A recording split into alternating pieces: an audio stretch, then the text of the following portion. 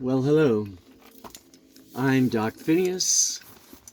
Many of you know me as an archaeologist, an expert on the History Channel, and also an actor in film and television. I'm a professor, PhD in archaeology and antiquities, and I've been teaching at the university level these past 55 years. Plus, also, I'm still a field archaeologist, and since the late 1960s, have found my way into almost every major tomb in the Valley of the Kings in Egypt and in the great temples and tombs of the world. Right now, at this time, I'm working in the Southwest, and these past few days, I've been at a dig in Chaco Canyon in New Mexico, and where we just unveiled another 300 some jars that contained human bodies. And once again, I'm looking at tombs, at the burial practices of the Native Americans of the Southwest, the Anasazi, and many of the great Indian nations of the Pueblos, the Tewas, the great souls of the Southwest of the United States of America. As I look back upon my life in archaeology, I've been spending almost a whole lifetime looking at death on Earth and the practices and burial practices of so many different cultures and so many different peoples. And this may be a subject that a lot of you find a little distasteful. I'm sorry if you find it that way, but it is a fact of life, is death. We know that it is imminent all of our lives, and how we prepare for that and how we regard that is a case for cultural anthropology.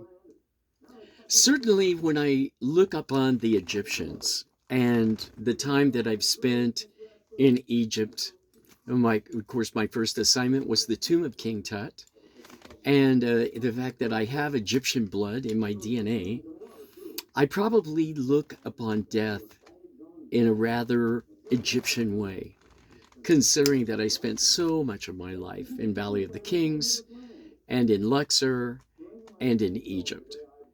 The Egyptians spent their entire life preparing for death. They sort of looked at life on Earth like a bus stop, almost. That, certainly great and tremendous things happened in the tremendous empire that they built over thousands and thousands of years. But the life of a pharaoh, the life of a nobleman, the life of a great warrior, and even we found tombs for those who worked upon the pyramids, who were hired to work on the pyramids. All of these people were using whatever funds they had, whatever resources they had to prepare for a death. And the idea was to have a really good death. If you have a really good life, you have a great birth, then you consecrate yourself to a certain God, you have a great spiritual life on earth, and then you work in a profession, try to make money, you gather wealth as you can. Some become very, very wealthy and they have a great material life. And the next thing they prepare for, in their eyes, was eternal life in death. So many of these ancient cultures that I've studied and gone to their dig sites and gotten my hands in the dirt and pulled whatever evidences that I could find out of the ground to build that story about that culture and their regard for afterlife, for eternal life, their regard for what happens after this life is a very, very fascinating course of study. It's interesting as a modern person and in this modern world to look back upon the ancient world and see the very high regard they had for death and the very high regard they had for the preparation after you die and preparation before you die. So some of the great kings of Egypt, Ramses, certainly Amenhotep III, many of these great kings spent a lifetime preparing their tombs. And if it's true of what we learn of Cheops, even to create these massive, monstrous pyramids that you find in Egypt, they were preparing for something far beyond the realms of what we find as life on earth. It was a death into an eternal underworld. It was prescribed by their scriptures, and it was regarded highly with a certain etiquette of what you do when someone dies and passes. And many of the tombs were absolutely jerry-rigged to protect them and the wealth, so that these great kings could literally take their wealth with them. They took everything with them. Just look at King Tut. When I look at King Tut's tomb and I'm in Egypt, it basically looks like a storage unit. You know, what might be in modern day terms a storage unit. Certainly not the grandeur of Ramses. The Ramses tomb, my goodness, it's like a whole underground city practically. Tut, probably being a teenager, an unexpected death, really kind of insignificant historically, Pharaoh, who was the son of an unpopular king. You have King Tut being the most famous king, and the reason why Tutankhamun was such a famous king was because what he took with him in death was preserved. His tomb was not raided by grave robbers, probably because they found it so insignificant. Can you imagine what was in those other tombs? The wealth. To just look upon a boy king and what he took with him. He had serious bling, gold and treasure, beautiful furniture, incredible clothing, amazing sarcophaguses made of solid gold, a funeral mask made perhaps the most beautiful gold work that's ever been in history is the mask of King Tut. So we look upon these civilizations, their high regard for death, as being more important than life, and that they would go into this process of mourning. It lasted many days. If you had the wealth, you actually hired people to mourn for you. And there were people in a great profession, actually, that were professional mourners in Egypt.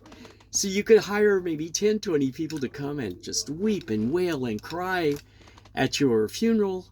They would sing of your praises and fall along the way as they proceeded with the sarcophagus into its final resting place.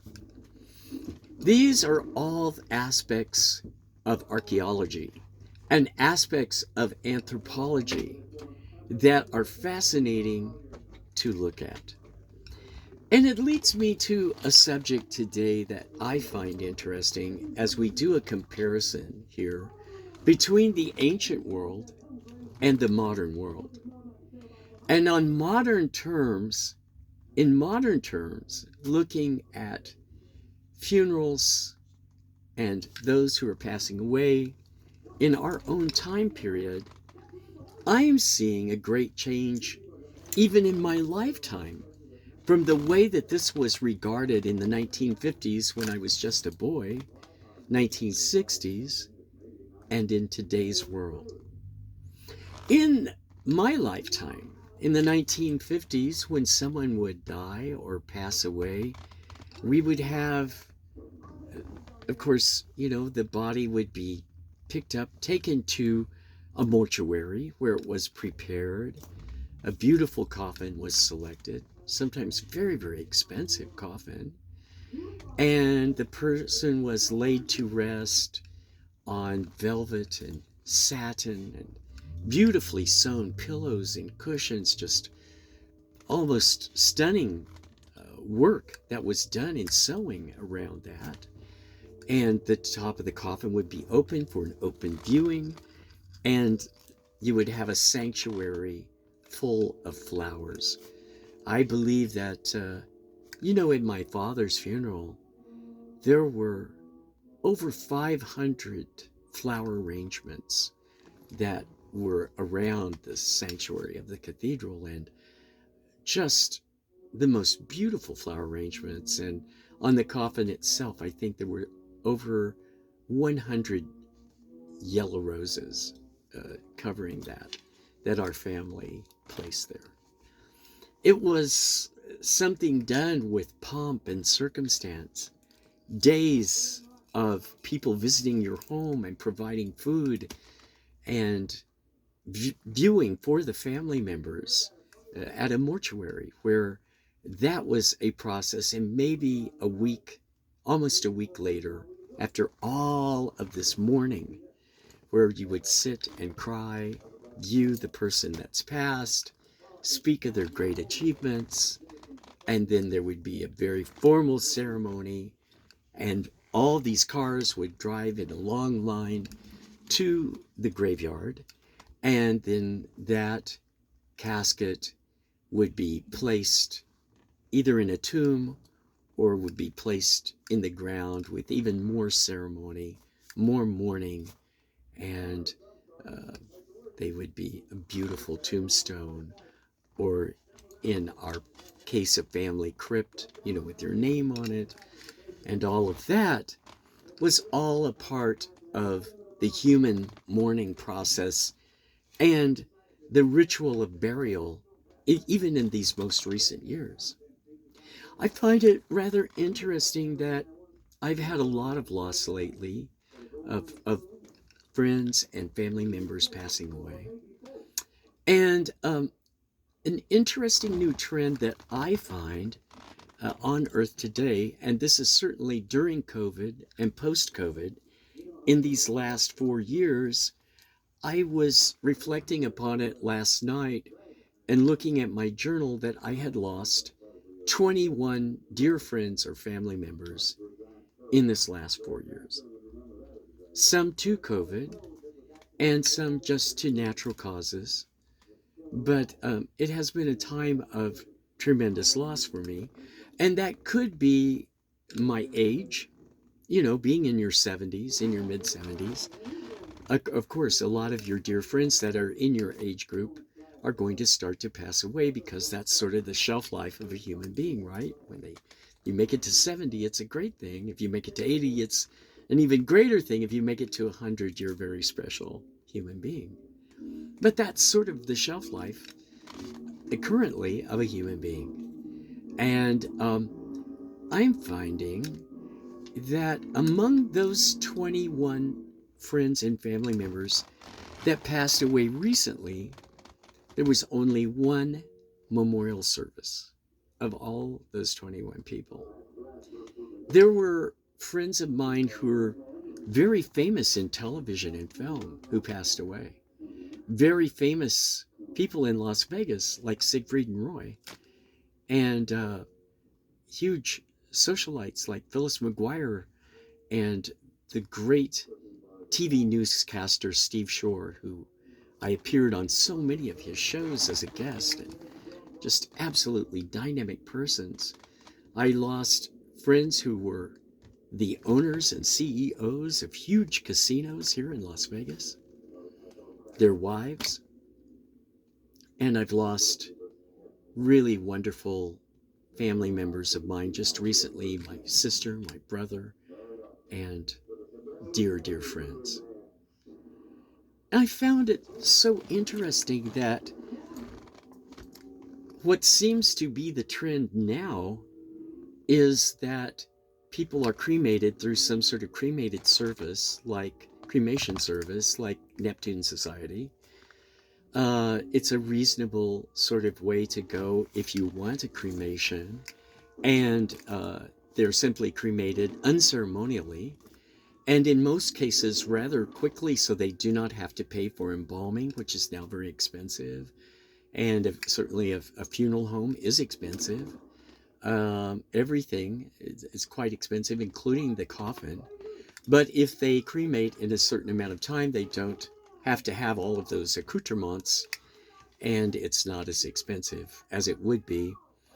The normal funeral, and I was just speaking with a mortician friend of mine, is now between $30,000 and $100,000 for full-on cremation, burial, service, flowers, music, pastor to do the services. All of the things involved in modern burial ceremonies now has become very expensive, and some families just simply can't afford it, and that I understand. It seems like the trend now is not even to have any form of memorial service for that person who came and lived here and died. I just lost a neighbor of mine who I've known for 20 years. And speaking to the family, and I said, well, will there be a memorial service? He was a very dear friend of mine. We chatted on almost a daily basis at the swimming pool. And they said basically, no, we can't afford that. So we're just did a quick cremation, and we're taking the ashes away to a different state. And I said, well, have you received the ashes? Yes, we have. And they said, so where would my friend's ashes be? And they said, oh, we just put them in the garage. So I am very fascinated by a lifetime of studying burial services in Egypt, where these people spend their entire lifetime, their entire fortune on building a pyramid, on having solid gold coffins, and every bit of bling that they've collected in their entire life on their body when they die. And they basically try to take everything with them to their tomb. And so much preparation, and these formal mourners, and in some cases the Pharaoh, the entire country of Egypt mourned for an entire year of fasting, and everyone shaving their head. I just came from India, where everybody in the family shaved their head, and they had to carry the body to the Ganges, where it was cremated on a funeral pyre. And there's all sorts of liturgy and all sorts of important things that my friend, being the first son of his father, had to perform so his father could have a good death and could move on to the afterlife. They had a very, very strong protocol of what you have to do in that culture. Egypt's the same way, just like India. You know, weeks and weeks of mourning, shaving the head. The family has to gather together and perform a certain amount of mantra with a priest. And then the ceremony starts to occur. And some of the burial ceremonies in the ancient world could last up to 6 months. So you look at that to our modern day world of no memorial service, just a quick creation. You're burned quickly and cremated. Your ashes are just simply put in the garage. I was astonished. And I was astonished to see so many of my friends who passed away in these last 4 years, and that there was literally nothing for them. No chance to even grieve. No chance for even friends to gather and speak about, this was a truly great man. This was a truly marvelous woman. These are her accomplishments in her lifetime. And let's celebrate her life, at least with a prayer of thanksgiving that we got to know her, and all of us sharing our experiences with this person. And what a great, wonderful soul as a part of her legacy that she brought in her own special way to earth and touched our lives. I think personally that is in our DNA, that opportunity to grieve when death comes, and that opportunity to speak highly of your friend that's made a transition, that's passed away. to preserve their legacy and to feel good within your own heart that this was a person I loved, it is a person I will miss, and this is a person who really touched my life, and these are the deep ways that this person touched my life. As an archaeologist and as a person who has studied this extensively and enough psychology under my belt to teach classes in psychology at the college level, I think that mourning and grieving is a very, very important process for a human being. It's a way of finding closure. And it's a way of preserving that person's memory in your heart and your mind. And even if you just gather in a park and say a few wonderful words about your friend that's passed over, hold hands and let some balloons go, you at least are honoring that spirit, that soul, and bringing closure to your experience with that person, how very important that is. I was almost heartbroken during COVID to lose one of my dearest friends. And for the family of that person to just feel that a memorial service for that person was too expensive and they simply had nothing. And I believe he said they put this great man who actually has schools in Vegas named after him, and his legacy was extensive of what he did for our town. They put his ashes in the closet and closed the closet. Not to honor a great soul that comes to earth and initiates schools and gives of his time in teaching every single day to students and to people, and who's just a warm-hearted, amazing personality that made every person great that was around that person. Not to honor that person seems to me to be a travesty.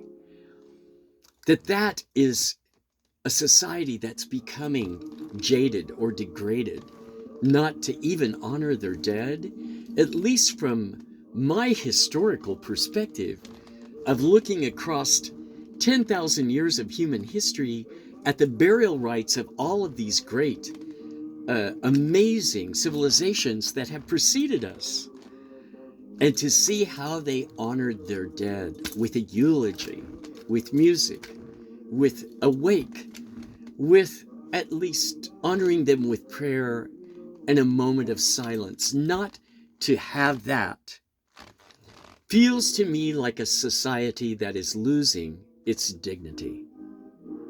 There's a certain loss of dignity when you don't honor a person's life. And spiritually speaking, as an initiated Swami, of course, in our Hindu religion, we believe that it helps the dead. It helps people in making their transition to be well remembered and to have the appropriate prayers said for them. And is certainly among the Egyptians to have their ka preserved so that they can actually have an afterlife. It was critical that they have some sort of memorial, some sort of wonderful way of honoring a lifetime well lived. It doesn't have to be expensive.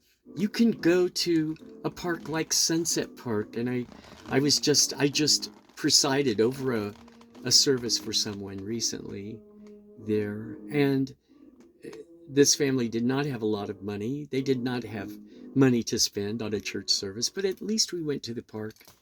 We held hands. We talked about the greatness of this person and how much we love them and the good times that we had shared. And there were tears and there was laughter. And we all stood there and held hands and released maybe 20 balloons in that person's memory. And we watched the balloons go up and sail up into the high sky, into the clouds. And I walked away feeling like It was simple and it was good, and it was very much that person. That person would have loved that.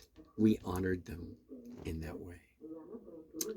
So I guess this is my spiel today, or my rant, you might say. As an anthropologist, as a college professor, as a Swami, as a philosopher, and they say that I am an influencer, a social influencer, that I think it's important for us to honor our fallen heroes, to honor our dear ones and our loved ones who have passed. That's an important process. Don't miss out on the opportunity to honor them as you honored them in life, honor them in death, and try to create something as a way of sending them on their way, their spirit, into the next spirit journey, whatever that might be. And to remember our friends well, who we have loved, who touched our lives, who've helped us through difficult moments in life. I think that's very, very important. It's a part of our human DNA. It's in part of the historical heritage of planet Earth and the way that humans are in life, that you honor birth, you might honor First Communion, you honor your wedding, and you honor your passing from this planet. You honor your birthday. These things are important things to human beings, to say, hey, I'm here, I lived well, this was my life, this was how I spent my time, these were my interests, these were the things that I collected, and these are my wonderful friends. So, just from my perspective, I think we have an opportunity to change. I know we went through a lot with COVID, but times are different now here on the backside. And it's time to bring back the time-honored tradition of honoring our friends that pass over and honoring their lives and gathering together as friends for grieving and for celebration, to remember the good times, the bad times, all the times, and to send that spirit on its way with our love, our blessing, and our prayers, and our wonderful memories. Thank you, my friends, for listening, and I hope you've enjoyed this journey today with Doc Phineas, and I hope that I've given you a few things to reflect upon in your life, and certainly I want you to know that I honor you, and I'm very happy that you follow me, and I'm always sending out my very, very best regards and best wishes. Thank you for listening. Thank you for joining me. Namaste.